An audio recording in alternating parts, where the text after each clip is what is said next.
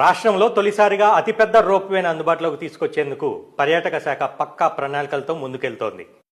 పర్యాటకులకు సరికొత్త అనుభూతిని పంచేందుకు భువనగిరి కోటపై రోప్వేను ఏర్పాటు చేస్తోంది. ఇప్పటికే పనులు ప్రారంభం కాగా సోమవారం సివిల్ వర్క్కు సంబంధించిన టెండర్లు పిలవనున్నారు. దాదాపు కిలోమీటర్ దూరం రోప్వే నిర్మిస్తున్నారు. ఇది తెలంగాణలోనే ఫస్ట్ రోప్వే కాగా తెలుగు రాష్ట్రాల్లో ఇదే అతిపెద్దది కావటం విశేషం. దీనికోసం స్వదేశీ దర్శన్ 2.0 పథకంలో భాగంగా కేంద్రం నుంచి 84 కోట్లు మంజూరయ్యాయి. మొత్తం 4 విడతల్లో నిధులు మంజూరు చేయనుండగా తొలి విడతలో 56 కోట్లు రిలీజ్ చేసింది. 24 నెలల్లో పనులు పూర్తి చేయాలని కేంద్రం గడువు విధించగా ఏడాదిలోనే అందుబాటులోకి తీసుకొచ్చేందుకు రాష్ట్ర ప్రభుత్వం కసరత్తు చేస్తోంది. అయితే ఖమ్మం నగరంలో కూడా ఖమ్మం కిల్లా వద్ద 300 మీటర్ల రోప్వే ఏర్పాటు చేస్తున్నారు. ఇందుకు సంబంధించిన పనులు కొనసాగుతున్నాయి.